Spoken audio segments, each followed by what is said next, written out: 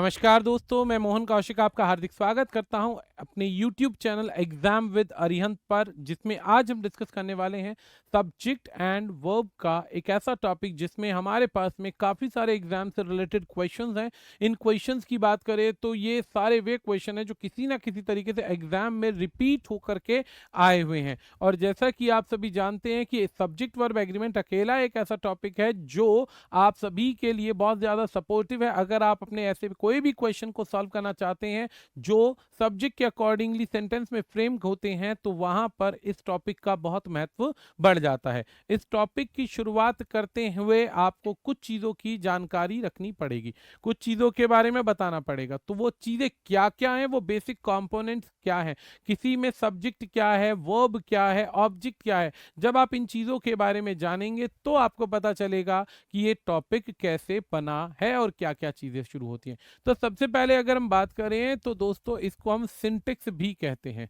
इस टॉपिक को सिंटेक्स के नाम से भी जाना जाता है। सिंटेक्स का मतलब होता है सब्जेक्ट वर्ब एग्रीमेंट, यानी सेम ही वर्ड है, कोई ज़्यादा डिफरेंस नहीं है। सिंटेक्स का मतलब क्या होता है? वाक्य में जब वर्ब का प्रयोग सब्जेक्ट के सिंगुलर और प्लूरल होने पर डिपेंड होता है। वाक्य में जब वर्ब का प्रयोग सिंगुलर और प्लूरल होने पर डिपेंड करता है कि वाक्य सिंगुलर है या सब्जेक्ट सिंगुलर है तो वर्ब सिंगुलर आएगी, वर्ब प्लूरल है तो सब्जेक्ट भी प्लूरल होना चाहिए। यानी कि सबसे पहले इस सेंटेंस के अंदर आपको जानना जरूरी है कि सब्जेक्ट क्या है, सब्जेक्ट सिंगुलर है, प्लूरल है, और उसी के आधार पे वर्ब का टॉपिक पढ़ाया जाता है। याद रखिएगा, ये बेसिक कंपोनेंट समझने से पहले मैंने आपको ऑलरेडी एक टॉपिक पढ़ाया था संज्ञा का, नाउन का। नाउन में मैंने पूरा का पूरा सब्जेक्ट डिफाइन कर रखा है कि नाउन में सब्जेक्ट कैसे सिंगुलर है, कैसे प्लूरल है, कौन सी चीजें सदैव सिंगुलर होती हैं, कौन सी चीजें सदैव प्लूरल होती हैं। इन सभी चीजों को ऑलरेडी मैं आप सभी के साथ में डिस्कस कर चुका हूं। और इसी सब्जेक्ट के आधार पे जब वर्ब का प्रयोग होगा तो इन दोनों के कॉम्बिनेशन से वर्ड बनेगा सिंटेक्स का। इसी को कहते हैं सब्जेक्ट वर्ब कनकर्ड भी कहते हैं, सिंटेक्स भी कहते हैं, सब्जेक्ट वर्ब एग्रीमेंट भी कहते हैं। तीनों एक ही अर्थ लेकर आते हैं। तो शुरुआत करते हैं बिना समय को खराब करते हुए पहले पार्ट की, पहले क्वेश्चन की। तो क्वेश्चन से पहले डेफिनेशन और कुछ बेसिक कंपोनेंट। तो सबसे पहला वर्ड आता है हमारे पास डेफिनेशन, जो हम आपको बता चुके हैं कि when a verb is used according to the number of subject, subject is called subject verb agreement. यानी कि यही चीज मैंने अभी आपको बताई है। अब इस चीज के अंदर हमने सबसे पहला पॉइंट क्या बताया, सेंटेंस में ये जानिए कि सब्जेक्ट क्या है।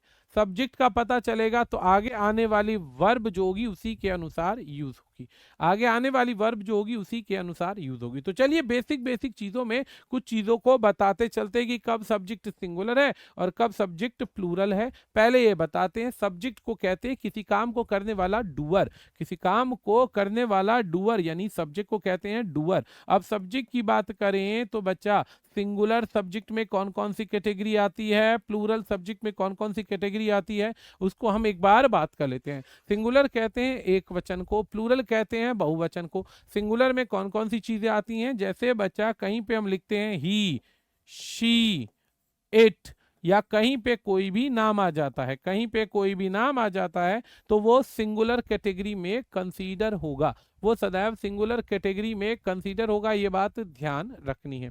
सेम ऐसे ही जब हम बात करते हैं बहुवचन की, तो बहुवचन यानी प्लूरल कैटेगरी क्या है, तो बच्चा आई का प्लूरल होता है वी, यू हमेशा प्लूरल कैटेगरी में आता है। सेम इसी की जगह ही, शी, इट का प्लूरल बन जाता है दे।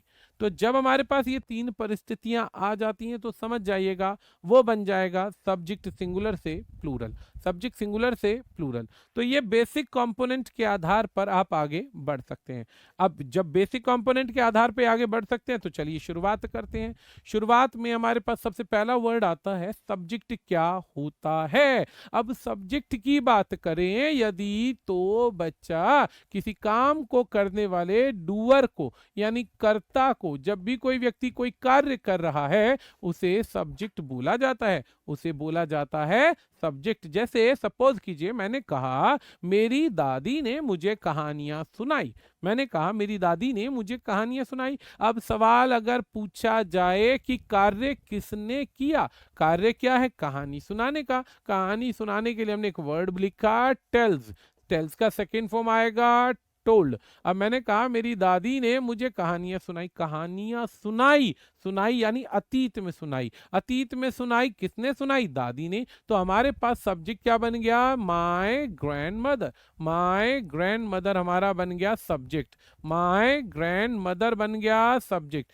क्या सुनाई? कहानियां सुनाई, तो हमने लिखा my grand mother told me. क्या सुनाया? Many stories, many stories. अब अगर कोई सवाल पूछता है, सवाल पूछता है कि वाक्य में सब्जेक्ट क्या है, तो सब्जेक्ट ढूंढना बेहद आसान है कि कार्य करने वाला व्यक्ति जिसके बारे में बात हो रही होती है उसे हम सब्जेक्ट कहते हैं, उसे हम क्या कहते हैं? सब्जेक्ट कहते हैं। चलो भाई, इतना समझ में आ गया हमें, इतना हमें समझ में आ गया। अब आगे बढ़ते हैं यहाँ पर आगे की तरफ। जब हमारे पास में हमें ये पता चल गया, जब हमारे पास में हमें ये पता चल गया कि सब्जेक्ट क्या है, तो सब्जेक्ट की कैटेगरी देखना उतना ही आसान हो जाता है। सब्जेक्ट की कैटेगरी देखना उतना ही आसान हो जाता है जिसमें हम ये जान लेते हैं कि सब्जेक्ट सिंगुलर है या प्लूरल है।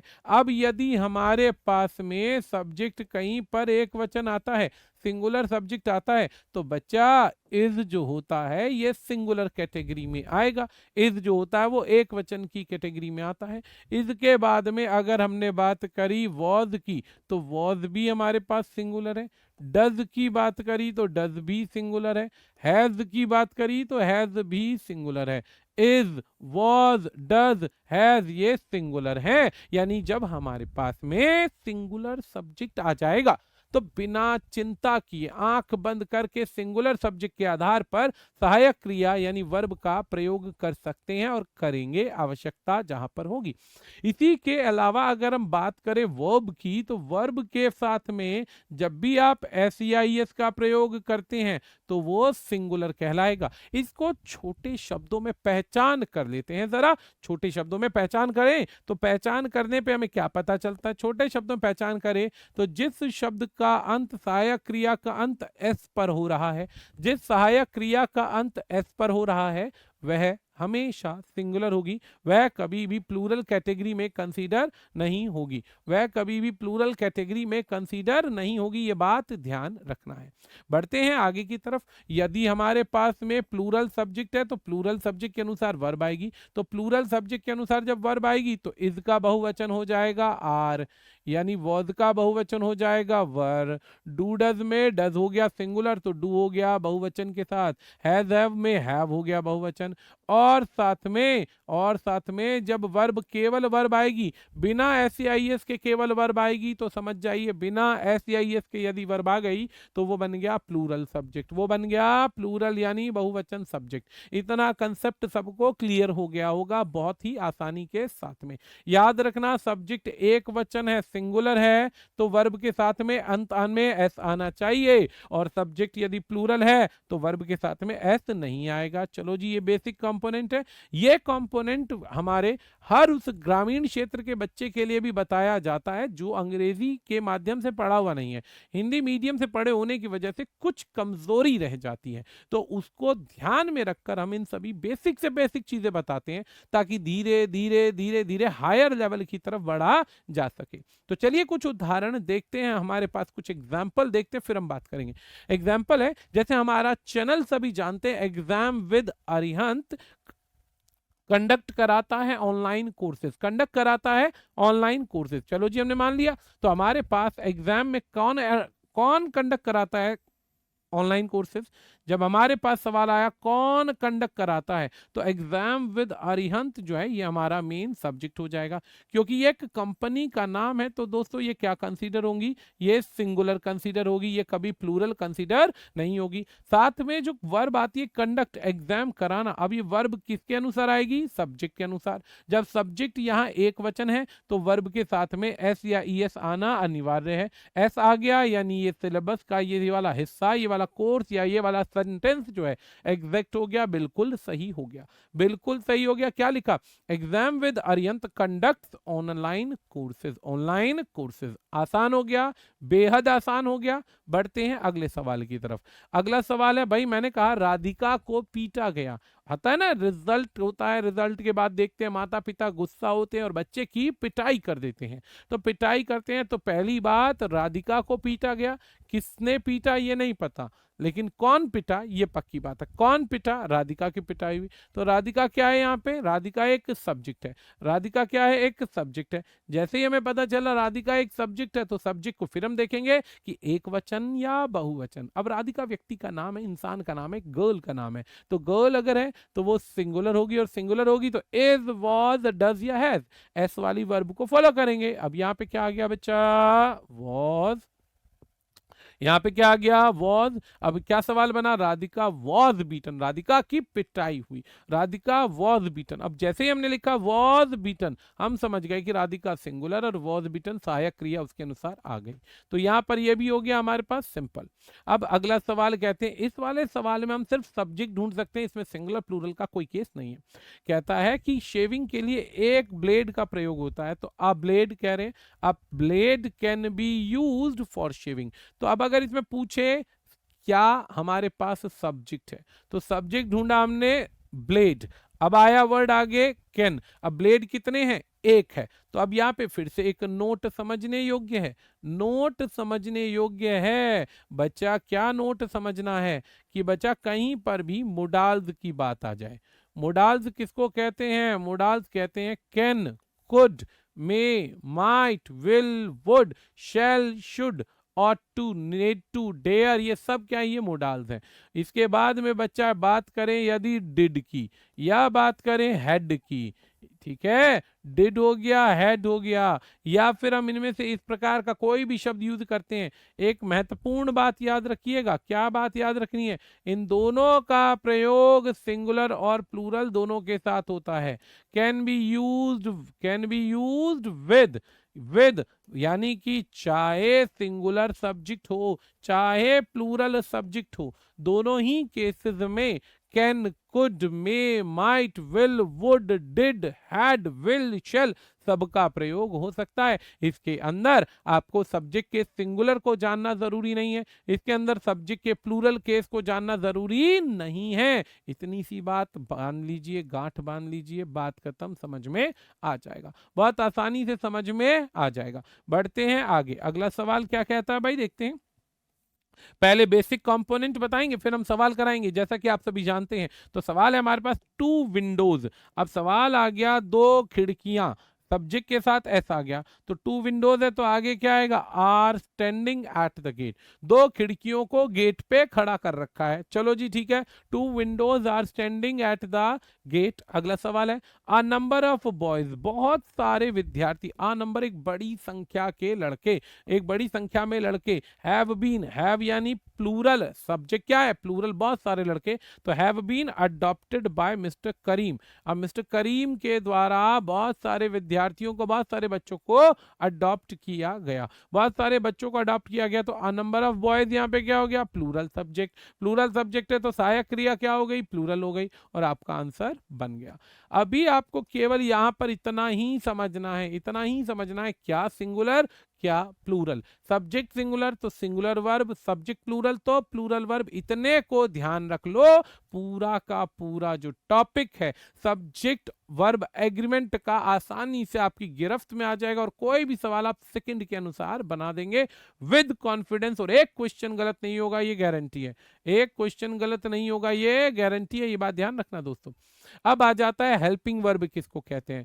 बच्चा हेल्पिंग वर्ब वही चीज होती है जिसको हम अभी बता चुके हैं, इसे दोबारा नहीं बता सकते, सिंपल समझ लेना। छोटा सा पॉइंट क्या है, ये सारे हेल्पिंग वर्ब है दोस्तों, ये नीचे लिखे हुए दिख रहे होंगे, क्या है?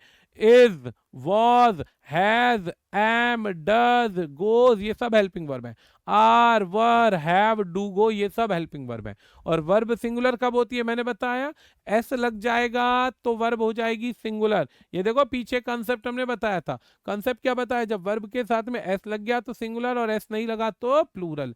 ये वही कंसेप्ट अब दोबारा यहाँ पे मैंने आपके नोट्स पर्याप्त बने रहे, इसीलिए एक एक चीज को डिटेल में लिख के दिया है। ये चाहता तो मैं बेसिकली लिखने की जगह ओरल बता देता। लेकिन बहुत सारे विद्यार्थी ऐसे हैं जो घर बैठ के पढ़ाई तो करते हैं, लेकिन उन विचारों के साथ थोड़ी दिक्कत है कि नोट्स बनाते समय समझते ज्यादा हैं और नोट्स बनाने में फिर उतना ही समय लगता है। तो ये चीज आपकी वेस्ट नहीं होगी, आपको रेडीमेड नोट्स मिलेंगे, आपको बस रिवाइज करना है और काम खत्म करना है, आपको ज्यादा दिक्कत नहीं होने वाली, इस चीज की हम गारंटी लेते हैं। अब सवाल आता है, the action done by a subject is called, चलो छोड़ो ये तो वर्ड है, एक्शन जो वर्ब के, एक्शन जो किसी व्यक्ति के द्वारा किया जाएगा उसे वर्ब कहा जाता है। जैसे मैं बच्चों को पढ़ाता हूं तो पढ़ाना एक वर्ब हो गई। इसको ऐसे समझना है, छोटी ट्रिक समझते हैं। जिस शब्द का अंत ना पर होगा, जिस शब्द का अंत ना पर होगा वो हमारा वर्ब कहलाएगा।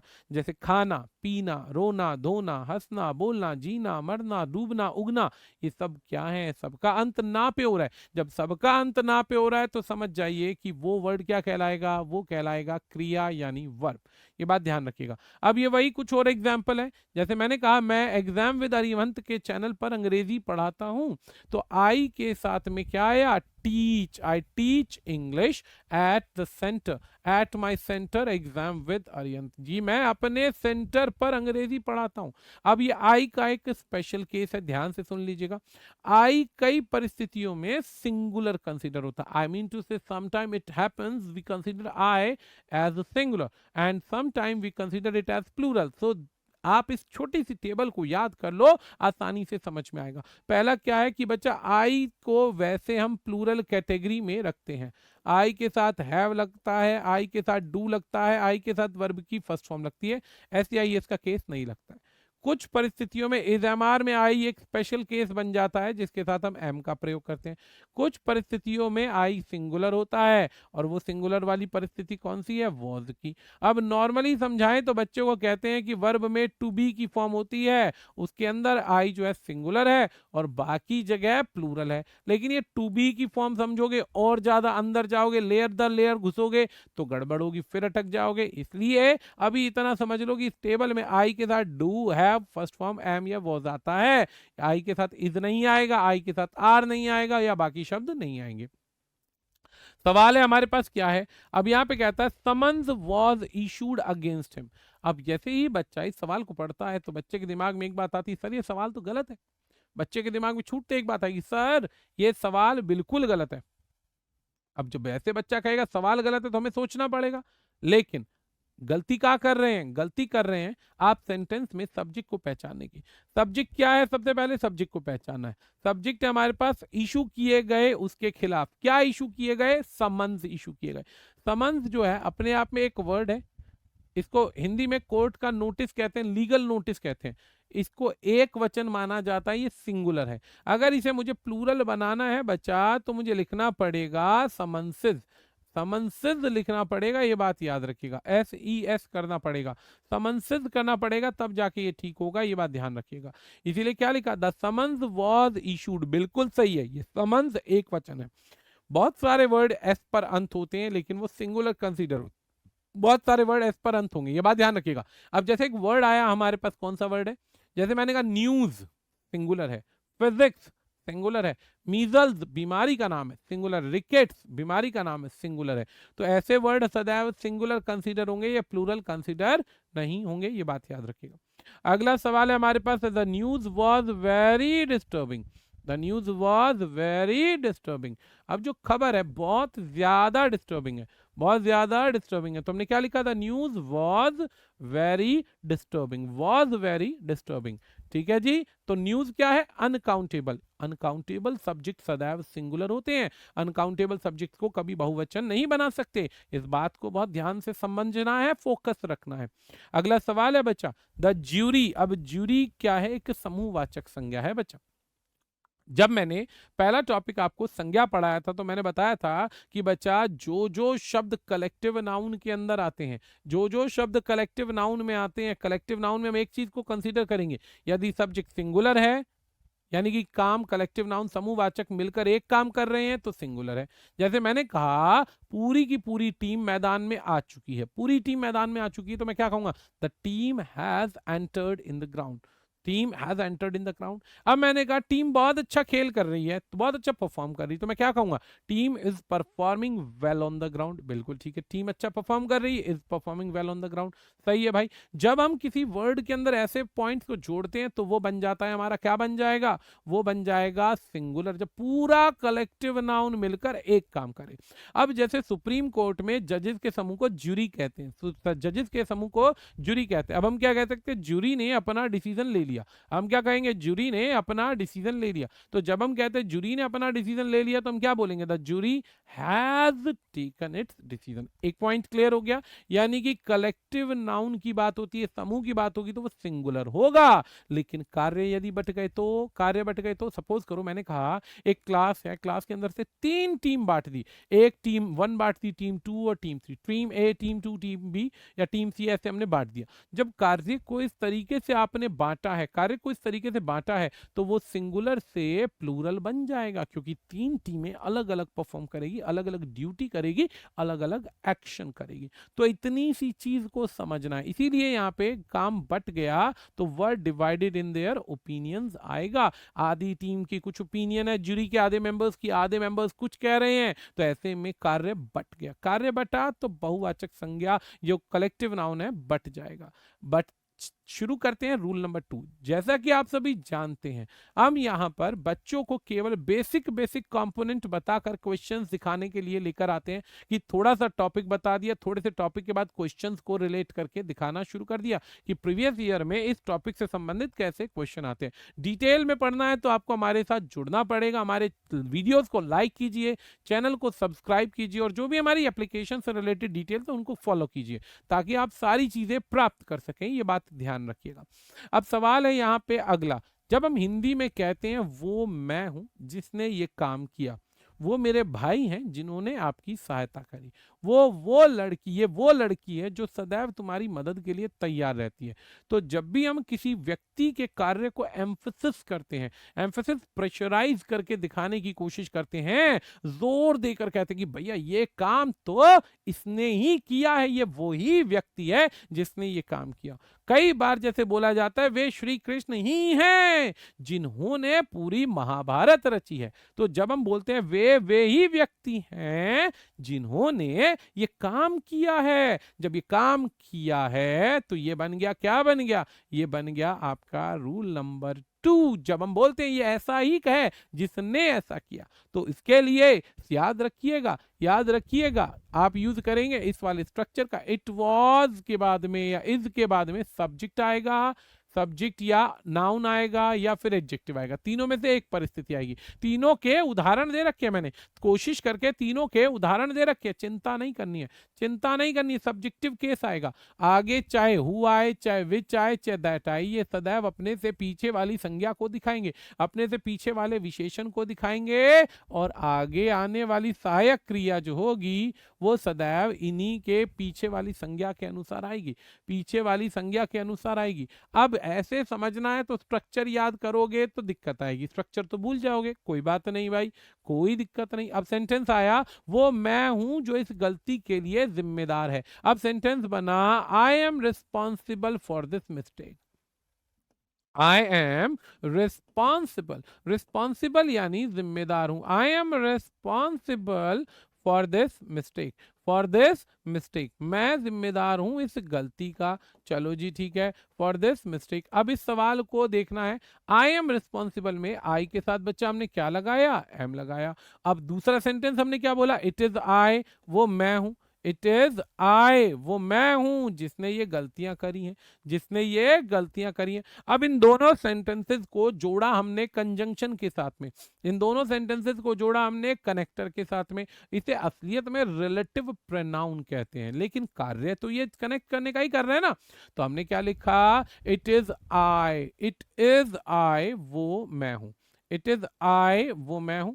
और यहां पे बच्चा हमने यूज किया हु, इट इज आई, और आगे हमने यूज किया हु, इट इज आई, वो मैं हूं जो या जिसने। अब यहां पर जब हमने आई लिख दिया और इसको कनेक्ट करने के लिए सब्जेक्टिव केस के आधार पर हु लिख दिया, तो इसकी आवश्यकता नहीं है, ये हट जाएगा, ये हट जाएगा। और क्या लिखेंगे, हु के बाद इज नहीं आएगा, क्योंकि आई के अनुसार आगे हेल्पिंग वर्ब आएगी। तो आई am responsible for this, I am responsible for this, वो मैं हूं जिसने ये गलती की है। सेम ऐसे ही इट इज ही, अब मैंने कहा ये वो है, ये वो व्यक्ति है जिसने ये काम किया, जिसने चोरी करी, जिसने तुम्हारा नुकसान किया, तो इट इज ही के साथ हमने यूज किया।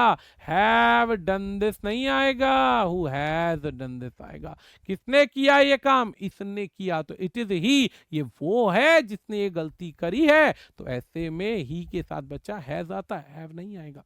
सेम ऐसे ही मैंने बोला ये वे लोग हैं, इट इज दे, ये वे लोग हैं who want to work with you, जो तुम्हारे साथ काम करना चाहते हैं। तो कौन काम करना चाहते हैं, ये लोग काम करना चाहते हैं, तो दे के अनुसार वांट आएगा। एक सिंपल सा कंसेप्ट समझ लेना, WH फैमिली यानी व्हाट, व्हेन, व्हाई, वेयर, इनका खुद का कोई वजूद नहीं होता, ना ये सिंगुलर कंसीडर होते ना प्लूरल कंसीडर होते। ये सदैव अपने से पीछे वाले शब्दों के आधार पर सिंगुलर और प्लूरल आएंगे। अगर पीछे वाला शब्द सिंगुलर तो वर्ब सिंगुलर, पीछे वाला प्लूरल तो वर्ब प्लूरल, ये बात ध्यान रखना। अब बढ़ते हैं आगे, अगला सवाल क्या है, इट इज माई ब्रदर्स, ये मेरे भाई हैं। अब पीछे वाला सब्जेक्ट यहाँ पे क्या है, ब्रदर्स है। अगले वाले सेंटेंस में ये सब्जेक्ट बनेगा, कायदे से ये ऑब्जेक्ट है, लेकिन हम पीछे वाले के अनुसार इसे सब्जेक्ट बता रहे हैं। तो क्या आया, it is my brothers who have made it success, जिन्होंने सक्सेस प्राप्त करी, who have made it a success, जिन्होंने ये कार्य किया। तो इस कंपोनेंट को भी फोकस करना है। अब आ जाता है रूल ऑफ एंड। बचपन से हमें चीजें दो पढ़ाई गई हैं कि एंड से चीजें जुड़ जाएंगी तो बहुवचन होंगी, बिल्कुल ठीक है भाई। हमने क्या लिखा, the boy and the girl are. अगर मैं कहूं इज एम आर में से क्या आएगा, तो आपका एक बार में आंसर आ जाएगा आर, क्योंकि यहाँ पे बॉय एक मेल जेंडर की बात हो रही है और गर्ल एक फीमेल जेंडर की बात हो रही है। दोनों को जोड़ दिया एंड से, दोनों को जोड़ दिया एंड से, तो ये प्लूरल हो गया, हम जानते हैं। लेकिन अगला सवाल पढ़ेंगे तो दिमाग चकरा जाएगा। क्यों चकराएगा, देखते जाइएगा, ये दिमाग को घुमा देगा। कैसे, सवाल कहता है the principal and science teacher, और आगे लिखा हैज के बाद लिखा not come to school today. और मैं कहूं ये सवाल ठीक है, मैं कहूं ये सवाल ठीक है। बच्चा पता क्या कहेगा, यार ये कैसी बात कर रहा है भाई, दो व्यक्ति है यहाँ पे, प्रिंसिपल भी है स्कूल टीचर भी है, तो सिंगुलर कैसे होगा, ये तो प्लूरल होना चाहिए, ये तो प्लूरल होना चाहिए। बच्चा तो छूटते ही कहेगा सर ये तो प्लूरल होना चाहिए, लेकिन ये गड़बड़ है। क्या गड़बड़ है, ध्यान दीजिएगा। सवाल कहता है the principal and science teacher की बात हो रही है, the principal and science teacher, यानी एक व्यक्ति जो प्रिंसिपल होने के साथ साथ स्कूल में साइंस भी पढ़ाता है। जब एक व्यक्ति एक साथ दो दो काम करने की क्षमता में होता है तो वह सिंगुलर है। कई बार हम कहते हैं मेरे अंकल जो मेरे गार्जियन भी हैं, मेरे अंकल यानी मेरे चाचा जो मेरे गार्जियन भी है, यानी मेरा ख्याल भी रखते हैं, तो गार्जियन भी हैं वाली परिस्थिति के अंदर, गार्जियन भी है वाली परिस्थिति के अंदर हमने उसे सिंगुलर कंसीडर करेंगे, प्लूरल कंसीडर नहीं करेंगे, याद रखना। ऐसे ही यहाँ पे एंड के साथ वर्ड आया लॉ एंड ऑर्डर सिचुएशन, ये तो एक साथ यूज होता है लॉ एंड ऑर्डर, तो in the state is under control. अब जैसे अगला सवाल आया, फिर ऐसे ही प्रॉफिट एंड लॉस, ये दोनों ही धंधे का पार्ट है भाई। आज मुनाफा है तो हो सकता है नुकसान भी हो सकता है, तो profit and loss is a part of business. अगला सवाल कहता है हार्ड वर्क एंड लक। जब हम बात करते हैं भाई मेहनत और लक दोनों साथ साथ चलते हैं, लक अच्छा हो हार्ड वर्क अच्छा ना हो तो काम नहीं बनेगा, हार्ड वर्क अच्छा हो और लक साथ ना दे तो भी गड़बड़ है, तो दोनों पैरेलल चलेंगे तो काम बनेगा, इसीलिए ये सिंगुलर कंसीडर होगा। ठीक है जी, अब बढ़ते हैं नेक्स्ट कंपोनेंट की तरफ।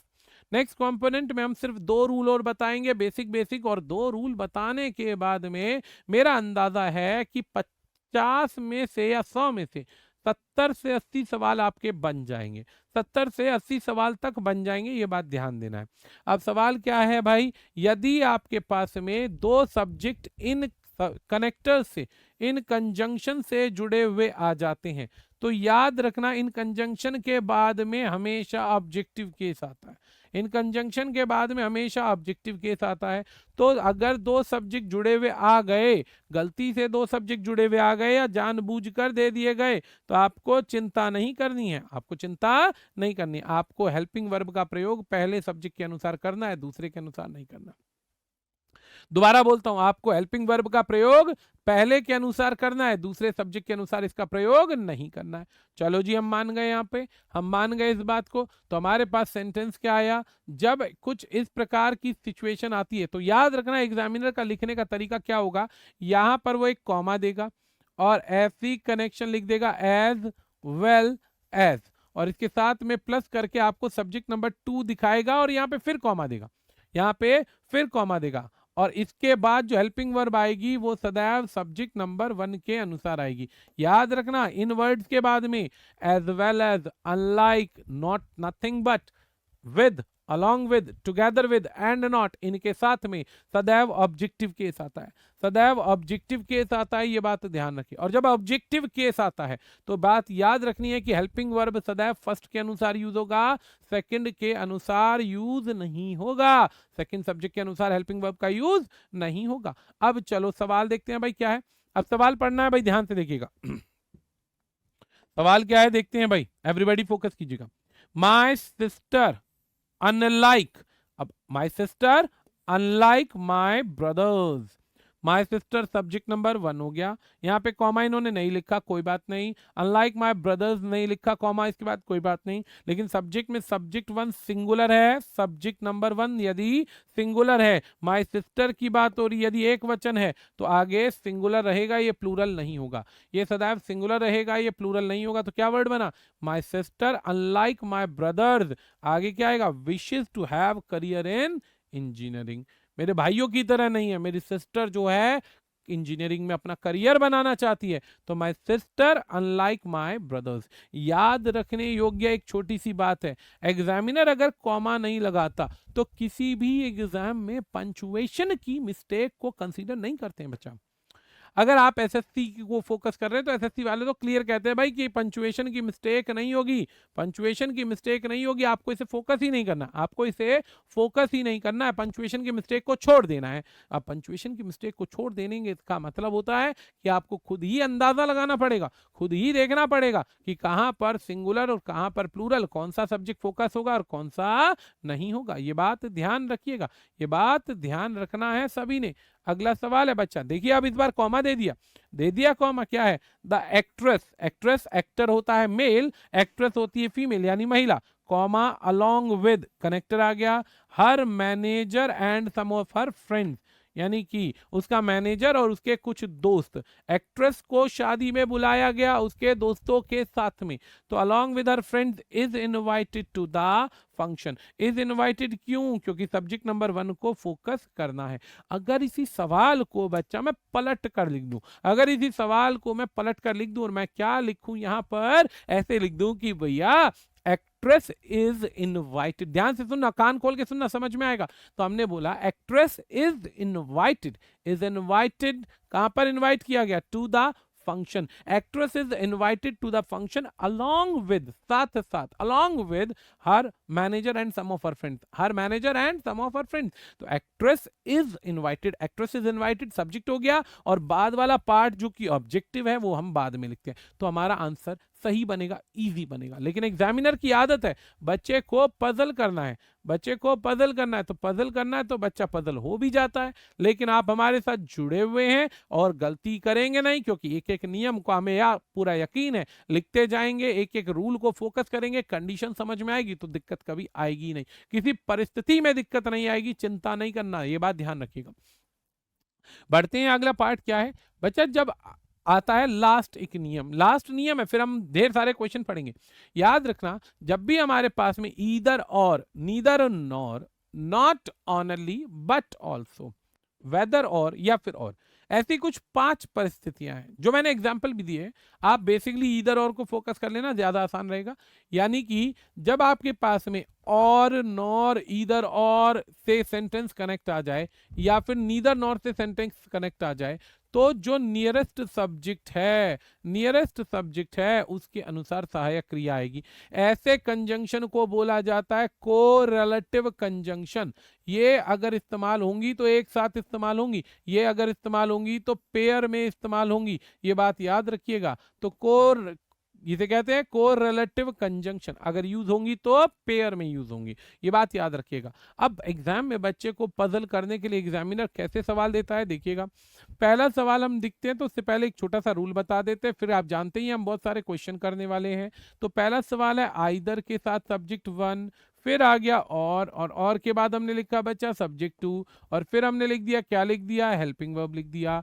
तो अब हमारे पास में फोकस क्या होगा, फोकस करने का कंसेप्ट समझना कि अगर यहाँ पे सहायक क्रिया के नियर में सब्जेक्ट नंबर 2 है, सहायक क्रिया के नियर में हेल्पिंग वर्ब के नियर क्या है, सब्जेक्ट नंबर 2 है। If we have subject number 2 near the helping verb, तो फोकस कीजिए कि ये क्या है, सिंगुलर अगर है तो हेल्पिंग वर्ब सिंगुलर जाएगा, अगर ये सब्जेक्ट नंबर 2 प्लूरल है तो हेल्पिंग वर्ब प्लूरल जाएगा। ये बात ध्यान रखना भाई, ये बात ध्यान रखना। अब क्वेश्चन पे बढ़ते हैं।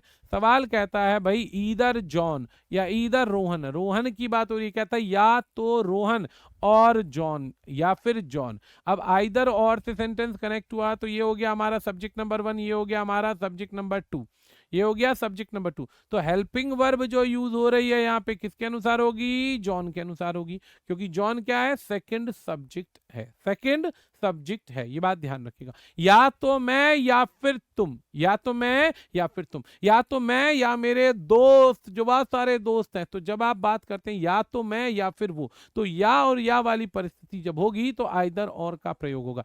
आइदर सदैव चुनाव देता है, चॉइस करता है कि दो में से किसी एक का चुनाव कर लो, दो में से किसी एक का चुनाव कर लो, उत्तर बन जाएगा। तो ऐसी परिस्थिति के अंदर आइदर के साथ और का प्रयोग होगा, ये बात याद रखिएगा।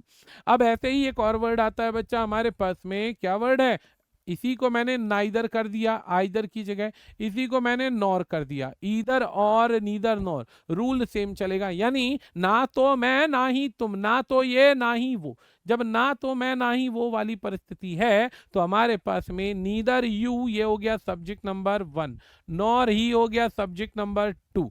नीदर यू नॉर ही, दो वर्ड हो गए, तो हेल्पिंग वर्ब आएगा इज, हेल्पिंग वर्ब आएगा is, neither you nor he is to take up the task, यानी ना तो वो इस काम को करेगा ना ही मैं। चलो जी ठीक है, ना तो तुम करोगे ना ही वो करेगा, ना तो तुम ना ही वो, तो ही क्या है, सिंगुलर है, तो सिंगुलर के अनुसार हेल्पिंग वर्ब आएगा। अब यहाँ पर वही चीजें हैं, अब थोड़ा सा टिपिकल करते हैं, क्वेश्चन थोड़ा सा अच्छे लेवल का देते हैं, इजी इजी बहुत पढ़ा दिया। इसके बाद अब क्वेश्चन कर रहे हैं, दो एग्जाम्पल के बाद में। तो सवाल क्या कहता है, either the CM, chief minister एक ही व्यक्ति है भाई, एक ही होता है एक राज्य का, या फिर हमने बोला और के बाद बच्चा हमने क्या लिखा, कैबिनेट मिनिस्टर्स, कैबिनेट मिनिस्टर है सब्जेक्ट नंबर 2, और बच्चा ये क्या है, ये है प्लूरल, ये है प्लूरल यानी बहुवचन। आइदर द सीएम और the cabinet ministers, cabinet ministers क्या है, प्लूरल सब्जेक्ट है। तो बच्चा आगे हमने क्या यूज किया, आर, हमने आगे यूज किया आर। आर क्यों यूज किया, क्योंकि कैबिनेट मिनिस्टर्स प्लूरल है, और प्लूरल है तो हमने आर का यूज करके दर्शाया, are responsible for this problem, इस समस्या के लिए वे क्या है, वे रिस्पॉन्सिबल हैं। लास्ट एग्जांपल है either you or I am responsible for this mistake, कहता है आइदर यू, या तो तुम जिम्मेदार हो, और के बाद कहता है या फिर मैं जिम्मेदार हूं। तो नियरेस्ट सब्जेक्ट आई है तो हमने क्या लगाया, एम का प्रयोग किया। चलिए बढ़ते हैं, बेसिक कंपोनेंट हो गए खत्म, अब बढ़ते हैं ढेर सारे क्वेश्चन के साथ, स्पीड के साथ, ढेर सारे क्वेश्चन स्पीड के साथ, क्योंकि काफी सारे क्वेश्चन पढ़े भाई। अब सवाल लिखते हैं, सवाल क्या है, आइदर द फिजिशियन, यानी रूल नंबर लास्ट हमने जो लिखा है ये उसी पर बेस्ड है, रूल नंबर 5, रूल नंबर 5 पर बेस्ड है। आइदर द फिजिशियन, फिजिशियन कहते हैं ना डॉक्टर को जो जनरल रेमेडी देकर दवाई देते हैं, तो either the physician in the hospital और the chief administrator, chief administrator. तो ये हो गया सब्जेक्ट नंबर 1, ये हो गया सब्जेक्ट नंबर 2। अब अगर विद्यार्थियों से पूछा जाए तो बताओ भाई कौन सा आंसर आएगा, what should be the correct option. तो आपके दिमाग में सवाल क्लिक करेगा कि अभी तो सर ने बोला नियरेस्ट को फोकस करना है, नियरेस्ट को फोकस करना है, तो नियरेस्ट में इज आएगा या आर आएगा। तो आप एकदम से तुरंत कहेंगे नहीं सर इज आएगा, आर तो आ ही नहीं सकता, इज आएगा आर तो आ ही नहीं सकता। जब कहते हैं इज आएगा आर हो ही नहीं सकता तो आपका उत्तर अपने आप बन गया। क्यों? एडमिनिस्ट्रेटर में सब्जेक्ट नंबर 2 जो है वो सिंगुलर है, और सिंगुलर है तो नियरेस्ट के अनुसार हेल्पिंग वर्ब आएगा। अगला सवाल है, सम ऑफ द वोट्स की बात हो रही है। वोट्स कौन होते हैं? वोटर होते हैं। सम ऑफ द वोट्स, वोट्स यानी यहाँ पे बहुवचन की बात हो रही है, प्लूरल है। सम का मतलब एक से ज्यादा होता है। जब एक से ज्यादा की बात है, एक से ज्यादा की बात है, तो हमने क्या देखा, सीम आएगा या सीम्स आएगा, सीम आएगा या सीम्स आएगा। तो जब सब्जेक्ट प्लूरल है तो एस वाली वर्ब हमारी सिंगुलर है, इसको यूज नहीं करेंगे। किसको यूज करेंगे? सब्जेक्ट नंबर उसको जिसमें एस नहीं है, तो ये केवल है वर्ब की फर्स्ट फॉर्म। तो ये हमारा बन जाएगा आंसर। बढ़ते हैं अगले सवाल की तरफ। सवाल करेंगे तो कंसेप्ट और ज्यादा क्लियर होते चले जाएंगे। अगला सवाल है हमारे पास में, everybody selected to serve. Everybody, जितने भी लोग हैं सेलेक्ट हो चुके हैं, everybody selected to serve on this jury. जो भी व्यक्ति इस ज्यूरी में सेलेक्ट हुए हैं, ऑन दिस ज्यूरी। अब यहां पर वर्ड आता है एवरीवन, यहां पे वर्ड आता है एवरीवन। एवरीवन का प्रयोग करते हैं तो एवरीवन का मतलब होता है सिंगुलर। एक छोटा सा वर्ड याद रख लो, हमेशा जीवन में याद रहेगा। ईच कहीं लिखा आ जाए, एवरीबडी एवरीवन लिखा आ जाए, ठीक है, या ईदर लिखा आ जाए या फिर नीदर लिखा आ जाए, ये सदैव सिंगुलर कंसीडर होते हैं बच्चा, ये कभी प्लूरल कंसीडर नहीं होते हैं। ये सदैव सिंगुलर कंसीडर होंगे, ये कभी प्लूरल कंसीडर नहीं होंगे। जब प्लूरल कंसीडर नहीं होंगे तो उत्तर समझ में आ जाएगा। क्या लिखेंगे? तो एवरीबडी की बात हो रही है। एवरीवन कौन है? जो इस ज्यूरी में सेलेक्ट हुए हैं। तो जब ये एवरीवन हमारे पास सब्जेक्ट है, तो सब्जेक्ट को डिफाइन करने के लिए आया एट्रीब्यूटिव, आया एट्रीब्यूटिव। जब ये एट्रीब्यूटिव आ गया तो आगे सब्जेक्ट अगर सिंगुलर है तो वर्ब भी सिंगुलर होगा, सब्जेक्ट सिंगुलर है तो वर्ब भी सिंगुलर होगा, ये बात याद रखना। अगला सवाल है, ही सीम्स, ऐसा लगता है। सीम्स यानी सिंगुलर वर्ब, ही हमारे पास सब्जेक्ट हो गया तो verb singular. He seems to forget that, वो भूल चुका है। दैट, दैट के बाद आ गया देयर। देयर अपने आप में सिंगुलर और प्लूरल ऑब्जेक्ट पर आधारित होता है। ऑब्जेक्ट सिंगुलर तो ऑब्वियसली बात है सिंगुलर वर्ब आएगा, ऑब्जेक्ट प्लूरल है तो प्लूरल वर्ब आएगा। तो देयर के बाद बच्चा यहाँ पे क्या है? थिंग्स है। थिंग्स आते के साथ ही इज कट जाएगा, आर आ जाएगा। There are things to be done before he can graduate, बहुत सारे काम है ग्रेजुएट होने से पहले, ग्रेजुएशन पूरी हो उससे पहले काफी सारे उसे काम करने हैं, काफी सारी चीजें अभी उसे पूरी करनी है। चलो जी ठीक है। Not only the Smiths, Smiths हो गया पूरा परिवार। दा के साथ किसी व्यक्ति के सरनेम का यूज किया जाता है तो पूरे परिवार की बात होती है, पूरे खानदान की बात होती है।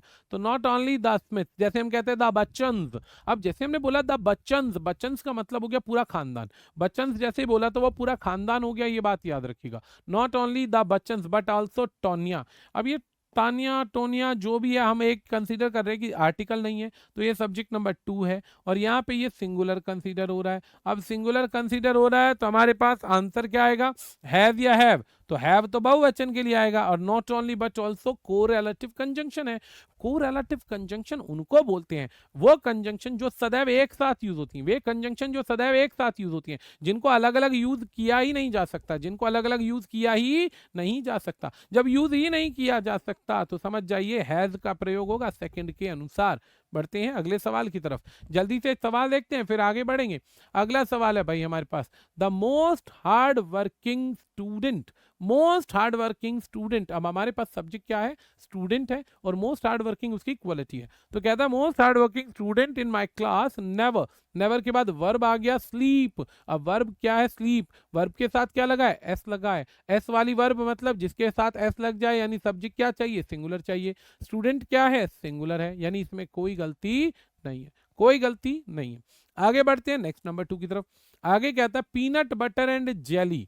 पीनट बटर और जेली, अब मेरे दिमाग में आएगा पीनट बटर एक व्यक्ति हो गया, दूसरी चीज हो गई जेली, दो अलग अलग चीजों की बात हो रही है। लेकिन जब मैंने कहा कि मेरा फेवरेट सैंडविच है, सैंडविच है मतलब दोनों को एक साथ करके खाऊंगा मैं, दोनों को एक साथ करके यूज करूंगा, दोनों को एक साथ ही प्रयोग किया जाएगा। तो जब आपके पास कोई ऐसी चीज आती है जब दो चीजें एक साथ यूज होंगी तो समझ जाइए वे सिंगुलर कहलाएगी, वो प्लूरल नहीं कहलाएगी। तो क्या लिखेंगे, peanut butter and jelly is, ये बिल्कुल सही है। ब्रेड एंड बटर लिखा था तो भी वो सिंगुलर होगा। राइस एंड करी आ जाएगा, वो भी सिंगुलर है। ऐसे ही एक और फ्रेज आता है एज एंड एक्सपीरियंस, ये भी सिंगुलर है। ऐसे ही एक और वर्ड आता है हॉर्स एंड कैरियज, जब हम लिखते हैं हॉर्स एंड कैरियज, ये भी सिंगुलर है। तो बच्चे ये बात ध्यान रखना, क्या याद रखना है कि बहुत सारे वर्ड एंड से जुड़कर आते हैं और फ्रेजेस बनाते हैं। एंड से जुड़कर आएंगे और क्या बनाएंगे, फ्रेजेस बनाएंगे, और ये फ्रेजेस सदैव सिंगुलर रहेंगे, कभी प्लूरल नहीं होंगे, ये बात ध्यान रखना भाई। तो यहाँ पर इसमें कोई गलती नहीं है, नो एरर इज देयर। क्यों, क्योंकि इज का प्रयोग है, सब्जेक्ट हमारे पास सिंगुलर है तो सिंगुलर के साथ इज आएगा, याद रखना। अगला सवाल है, अगला सवाल है, कर रहा हूं, अगला सवाल है हमारे पास में। नेक्स्ट सवाल क्या है, देयर इज एक्स्ट्रा बटर। अब देयर इज आना चाहिए, एक्स्ट्रा बटर, बटर क्या है, एक फूड आइटम है। बटर क्या है, एक फूड आइटम है, और फूड आइटम में बटर गिन नहीं सकते, मापा जाता है, तोला जाता है। तो फूड क्या है, बटर आइटम है, बटर या फूड आइटम है, और ये मटीरियल नाउन का हिस्सा है, पदार्थवाचक संज्ञा का हिस्सा है। और जब मैंने आपको पदार्थवाचक संज्ञा पढ़ाया था तो सबसे पहले क्या पढ़ाया था कि ऐसा टेंजिबल संज्ञा, ऐसा टेंजिबल नाउन जो दिखाई तो देता है परंतु गिना नहीं जा सकता, ऐसा टेंजिबल नाउन जो दिखता है, गिनता नहीं है, गिनाया नहीं जा सकता। तो चलो भाई ठीक है, तो देयर के बाद एक्स्ट्रा बटर है तो एक्स्ट्रा बटर अनकाउंटेबल है तो इज आ जाएगा। हेयर और देयर से कोई भी सेंटेंस स्टार्ट होगा तो ऑब्जेक्ट पर आधारित होगा। अब ऑब्जेक्ट यदि सिंगुलर है तो वर्ब सिंगुलर आएगा, ऑब्जेक्ट यदि प्लूरल है तो वर्ब प्लूरल आएगा। ये दो बातें आपने जाननी है।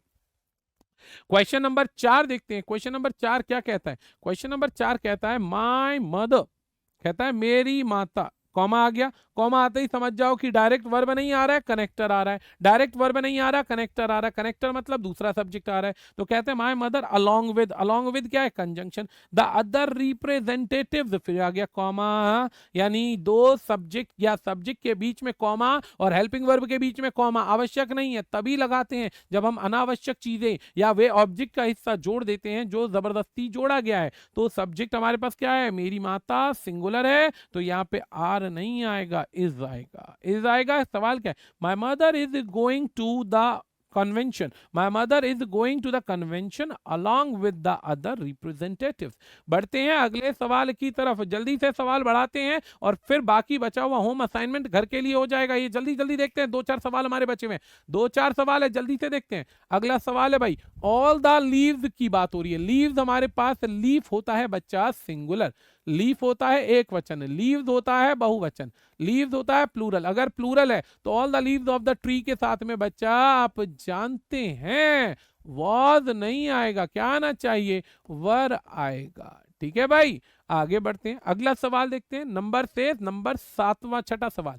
इट इज क्लियर, बिल्कुल क्लियर है, दैट के बाद में कहता है एलीट क्लास, एलीट क्लास, जैसे ही क्लास लिखा दिमाग में आ गया कि ये क्या है, कलेक्टिव नाउन है, कलेक्टिव नाउन है। अगर बट गया तो प्लूरल, अन्यथा सिंगुलर, काम बटा तो प्लूरल। अब देखते हैं, एलीट क्लास के दिल में कोई सॉफ्ट कॉर्नर नहीं है गरीबों के लिए, सॉफ्ट कॉर्नर नहीं है तो यानी यह काम बट नहीं रहा है, काम बट नहीं रहा है तो ये सिंगुलर होगा और हैज आएगा। नेक्स्ट क्वेश्चन, ये वही रिपीटेड क्वेश्चन है जो रूल नंबर 4 में हमने पढ़ाया था।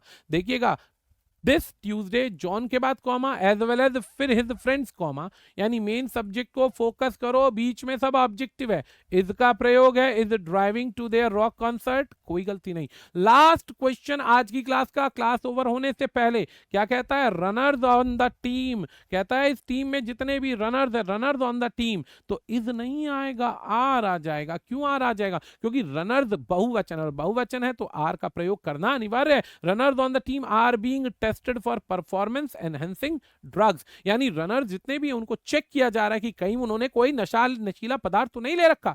तो इस प्रकार से रनर जितने भी दौड़ने वाले उनकी बात हो रही है, तो इसीलिए आर का प्रयोग होगा। खैर, आज की क्लास के लिए हमने काफी सारे क्वेश्चंस आपके साथ डिस्कस किए, प्रयास किए, आशा करता हूं ये आपको समझ में आए होंगे। मिलते हैं नेक्स्ट क्लास ऐसे ही ढेर सारे कंसेप्ट्स और फैक्ट्स के साथ। आज के लिए इतना ही, धन्यवाद।